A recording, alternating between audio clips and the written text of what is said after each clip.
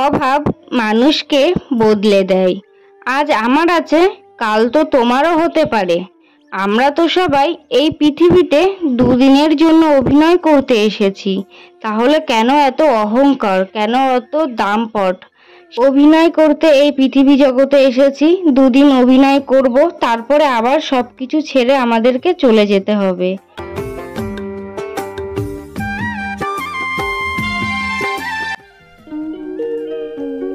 নমস্কার আমার প্রিয় সকল বন্ধুরা, কেমন আছো সবাই? আশা করছি যে যেখান থেকে এই ভিডিওটি দেখছো সবাই ভালো আছো এবং সুস্থ আছো। সবাইকে জানাই শুভ সকাল। সকালবেলা ঘুম থেকে উঠেই সব কাজকর্ম সেরে নিয়েছি।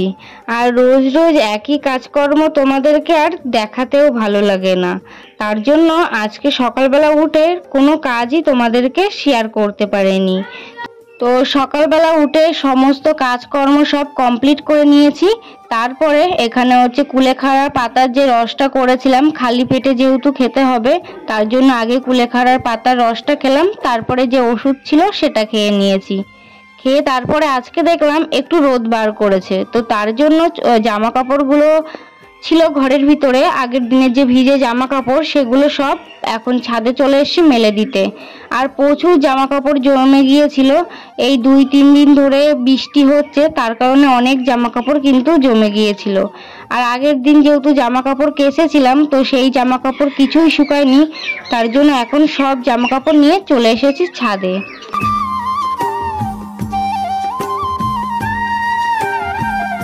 জীবনটা কেমন যেন সব এক নিমেষেই ওলট পালট হয়ে গেল আমার। কোথা থেকে কি হয়ে যাচ্ছে বা কি হচ্ছে কিছুই বুঝতে পারছি না। সারাদিনে এত পরিশ্রম করছি, আর সেই পরিশ্রম করার পরে রাত্রে যখন একটু শুচ্ছি একটুও ঘুম আসছে না, মানে অস্বস্তি হচ্ছে। আর আমার যেহেতু নাক দিয়ে ভাত বেরোচ্ছে, দিন দিন এই রোগটা বলতে পারো আরো বেড়েই চলেছে আমার। জানি না কি হবে, কবে কিভাবে কোথায় যেতে পারবো, কবে যেতে পারবো একটু চেক আপে গেলে খুব ভালোই হবে। তো যাই হোক, এখানে জামা কাপড়গুলো নেড়ে তারপরে চলে এলাম ঘরে। সোনা বাবাও দেখলাম উঠে গিয়েছে ঘুম থেকে, তো ও উঠে যাওয়ার পরে বিছানাটা তুলে নিচ্ছি।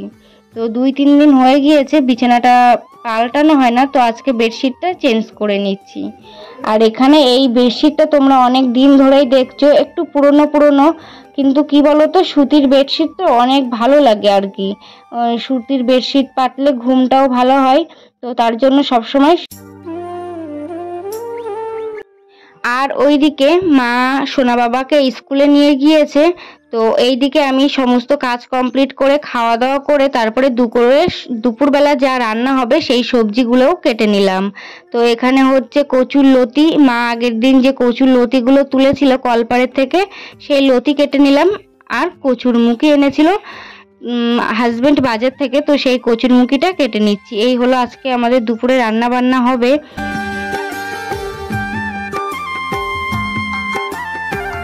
আর আজকে জোগাড়যন্ত্রী কিন্তু সব কিছুই আমি করেছি। আমি রান্নাটা চাপাবো তার আগে স্নান করতে গিয়েছি, স্নান করে এসে দেখি মা রান্নাটা বসিয়ে দিয়েছে। তো আমি সত্যি বলতে অনেক ভাগ্য করে কিন্তু এইরকম একটা শাশুড়ি মা পেয়েছি। তো আমার যখনই কষ্ট হয় তখনই সব কাজ করে, বা আমার সকালবেলা সমস্ত কাজ বাজ করে, রান্না বান্নাও করে, সব কিছুই কিন্তু আমরা দুজনে ভাগযোগ করে থাকি। তো অনেকে আছে আবার বলবে যে তুমি এই তো কদিন আগে ভিডিও ছাড়ছে যে তোমার শাশুড়ি খারাপ বা এরকম। তো এগুলো কিছুই না, ওগুলো ছিল শুধুমাত্র কন্টেন্টের জন্যই কিন্তু আমি ওইগুলো বানিয়েছি। তাছাড়া আমার আর মায়ের মধ্যে কোনো খারাপ সম্পর্ক নেই, ভালোই সম্পর্ক আছে। আর হ্যাঁ, থালা বাসন এক জায়গায় থাকলে তো ঘা গুঁতো লাগবেই। বিয়ের আগেও যেমন মায়ের সাথে ঝামেলা হতো, মানে আমার নিজের মায়ের সাথেও যেমন ঝামেলা হতো, এই মায়ের সাথেও কিন্তু হয়, কিন্তু আবার সেটা ঠিকও হয়ে যায়, কিছুক্ষণের জন্যই কিন্তু হয়।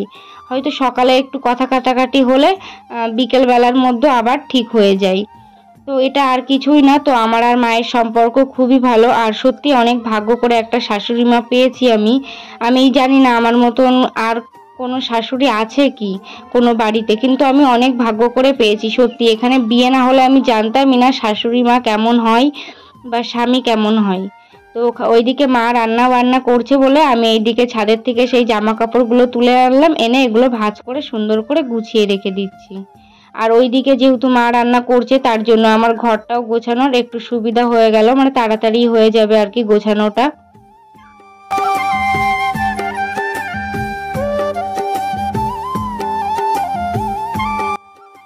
তো তোমরা এখনো পর্যন্ত যারা আমার এই ভিডিওটি দেখছো, যদি ভিডিওটি ভালো লেগে থাকে তাহলে একটা লাইক, কমেন্ট এবং চ্যানেলটা সাবস্ক্রাইব করে দিও। তো এখানে দেখো স্নান কমপ্লিট করে নিয়েছি, আর করে তারপরে অনেক জামা কাপড় ছিল, যেহেতু রোদ বের করেছে তার জন্য অনেক জামা কাপড় ছিল, সেগুলো সব কিছু কেচে দিলাম। কেচে দিয়ে এখানে চলে এসেছি মেলতে। আর এই শাড়িটা হলো মায়ের শাড়ি, তো অনেক পছন্দ হয় জানো আমার এই শাড়িটা।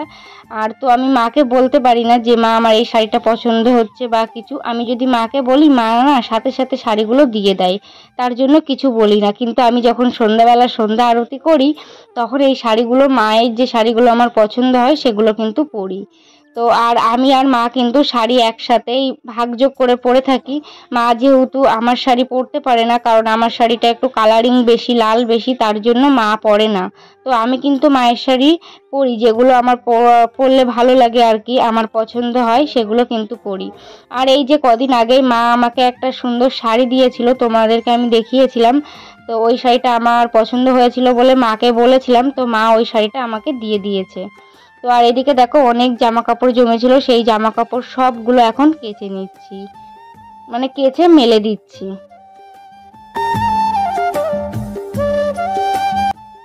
এই দেখো বন্ধুরা, আমার ড্রাগন ফল গাছটা কত বড় হয়েছে, ভীষণ খুশি জানো তো এই ড্রাগন ফল গাছটা এত বড় হয়েছে। তো এই কিভাবে যত্ন করতে হয় সেটা ইউটিউবে দেখবো, দেখে এর ভালোভাবে যত্ন নিতে হবে। আর একটা জিনিস দেখাচ্ছি দাঁড়াও, এইদিকে দেখো কাঁঠাল কি অবস্থা, এই দেখো পুরো ইঁদুরে খেয়ে ফেলেছে কাঁঠাল। আর এইদিকে একটা কাঁঠাল আছে ওই যে নিচে, ওইটা দেখো ফেটে গিয়েছে, ওই দেখো। তো আমার কাছাকাছি কোনো বন্ধু যদি থেকে থাকো, যদি কাঁঠাল খেতে পছন্দ করো আমাকে বলো, আমি তার বাড়িতে গিয়ে দিয়ে আসবো। এই কাঁঠালটা মনে হচ্ছে পেকে যাবে কালকে, তো অনেক কাঁঠাল ধরেছে।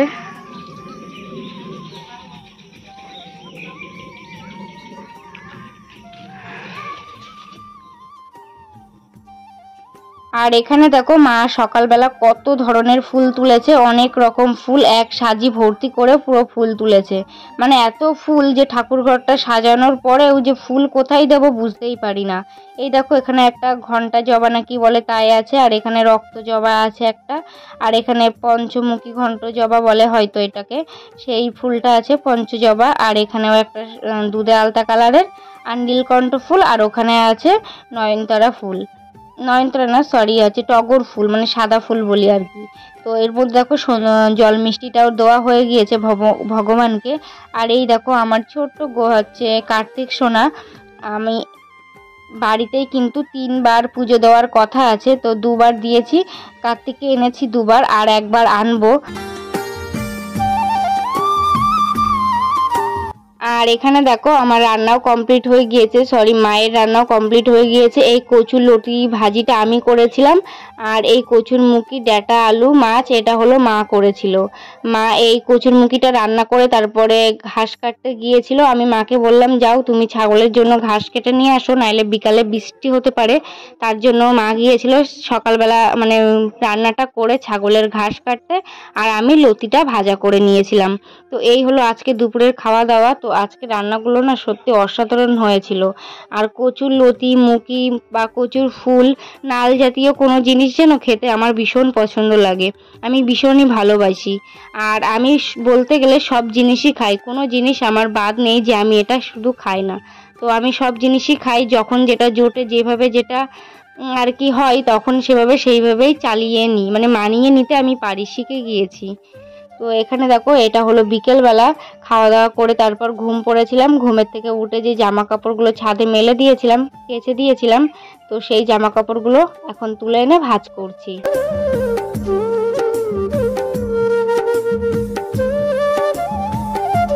আর আর এইভাবে সংসারের টুকটাক কাজকর্ম করতে করতে কখন যে সময় কেটে যায় সত্যি না বুঝতে পারি না। আমি মা দুজনে মিলে কাজবাজ করতে করতে কখন সময় কেটে যায়। আর তার মধ্যে যেহেতু সোনা বাবা আছে তার জন্য ওর পিছনে সময় দিতেও দিতেও কিন্তু আমাদের অনেক বেশি টাইম কেটে যায়। তো অনেক আনন্দ আছি, অনেক সুখে আছি। জানি না ভগবান কারোর জন্য নজর না পড়ে আমার এই সংসারের দিকে। আর একবার জীবনে ভুল করেছি, হয়তো কোনো একটা ভুলের কারণে আমার এতটা কষ্ট পেতে হচ্ছে এখনো। জীবনের জন্য আর কখনো সেই দিনটা না আসে, আমারও জন্য না আসে, আর আমার থেকে যে আমার বড় শত্রু আছে তারও যেন এই দিনটা কখনো তার জীবনে না আসে।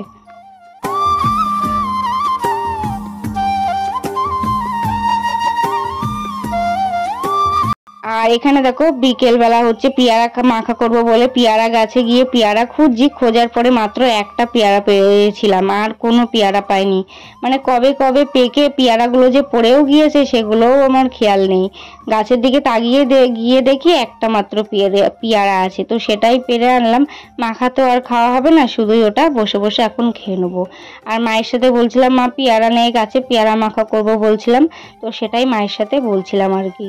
তো আমাদের গাছের পেয়ারাগুলো যেন তো এবার একটু রোগ ধরেছে, মানে পেকে যাচ্ছে আর পোকা হয়ে যাচ্ছে। কোনো বছর কিন্তু এইরকম হয় না, আর পেয়ারাগুলো অনেক বড় হয়, কিন্তু এই বছরটা অনেকটা ছোট ছোট পেয়ারাও হয়েছে।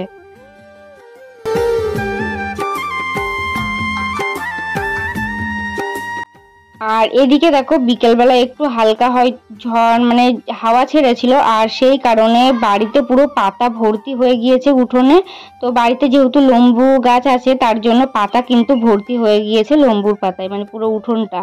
আর এই উঠোনটা যদি ঝাড়ু না দিই, তাহলে যদি রাত্রেবেলা বা বিকেলবেলা একটু জল আসে তাহলে সব পাতা পুঁতে যাবে। তো তার জন্যই উঠোনটা ঝাড়ু দিয়ে নিচ্ছে। আর ঝাড়ুটা আনলাম, তারপরে দেখলাম যে ঝাড়ুতে পিঁপড়ে লেগে আছে, হাতে কামড়াচ্ছে। তো এবার উঠোনটা ঝাড়ু দিয়ে নিই, তারপরে বিকেলের সমস্ত যেসব কাজ আছে সেইগুলো আস্তে আস্তে করে নেবো। তোমরা পুরো ভিডিওতে সব দেখতে পাবে। আর আমার ভিডিওটি যদি ভালো লেগে থাকে তাহলে একটা লাইক করো, আর একটা সুন্দর মিষ্টি কমেন্ট করো। কারণ তোমরা ভিডিওতে লাইক বা কমেন্ট করলে না অনেক বেশি ভালো লাগে ভিডিও করতে, আর এনার্জিটাও বেশি পাই। আর একটা দিদিভাই আমাকে শুনেছিল যে তারকেশ্বর কোথায়। তো দিদিভাই তারকেশ্বর হচ্ছে হুগলি ডিস্ট্রিক্টের, তারকেশ্বর হুগলি ডিস্ট্রিক্টের মধ্যেই পড়ে। তো ওখানে যাবে, সত্যি খুবই ভালো একটা মন্দির। বাবার কাছে গেলে মনের সব আশা পূরণ করবে। আর ওখানে নাকি স্বয়ং জাগ্রত বাবা ওখানে থাকেন। তো বাবার কাছে গিয়ে তুমি যা চাইবে তুমি সব কিছুই পাবে। তুমি বাড়ি থেকেই যদি বাবাকে ভক্তি ভরে ডাকো তাহলে কিন্তু বাবা তোমার ডাকে কথা দেবে। তো আমি সত্যি একজন শিব ভক্ত, আমি গিয়ে ভীষণই খুশি হয়েছিলাম। আর যে দিদিভাই আমাকে বলেছিল যে তোমার যাওয়ার ইচ্ছা আছে, একবার গিয়ে দেখো দিদিভাই, সত্যি অনেক সুন্দর একটা জায়গা কিন্তু। তো একবার গিয়ে দেখো, অনেক ভালো লাগবে যেতে।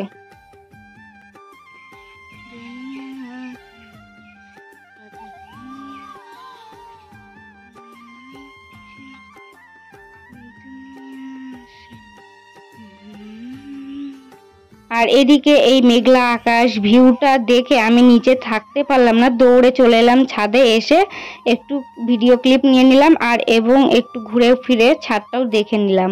আর তারপরে সন্ধ্যাবেলা এখানে চা বানিয়ে নিয়েছি, আমার 1 কাপ, মায়ের 1 কাপ, আর সোনা বাবার 1 কাপ। ও যেহেতু চা খেতে ভীষণ পছন্দ করে, তো তার জন্য সবসময় ওকে দিতে হয় কাপে করে। আর আমি খাবো এখানে মুড়ি, কারণ আমার চা দিয়ে মুড়ি খেতেই ভালো লাগে। আর মা আর সোনা বাবা খাবে চা দিয়ে বিস্কুট। তো এটা এখন সন্ধ্যাবেলা খেয়ে নিই, তারপরে তোমাদের সাথে পরে কথা হচ্ছে। তোমরা পুরো ভিডিওটি দেখতে থাকো।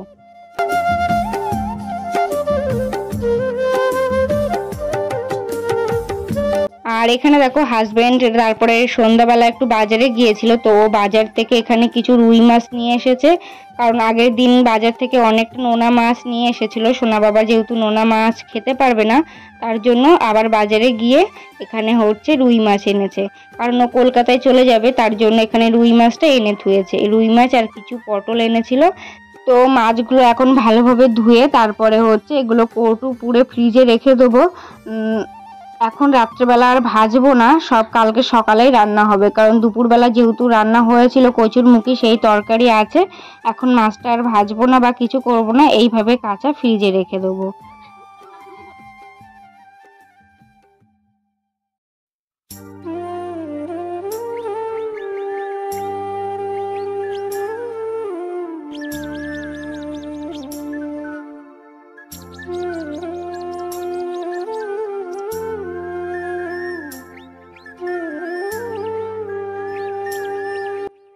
আর এদিকে দেখো আমার ফ্রিজে এত বেশি নোংরা পড়েছে না, আর ফ্রিজে অনেক বেশি বরফও জমে গিয়েছে, তো সব বরফগুলো গলাতে দিতে হবে। আগে সব মাছগুলো খেয়ে নিই ফ্রিজ থেকে। এই সপ্তাহে যে হাজবেন্ড কলকাতায় চলে গেলে তারপরে ফ্রিজটা পুরো পরিষ্কার হয়ে যাবে, তো তারপরে সব খাওয়া দাওয়া করব, করে ফ্রিজটা পরিষ্কার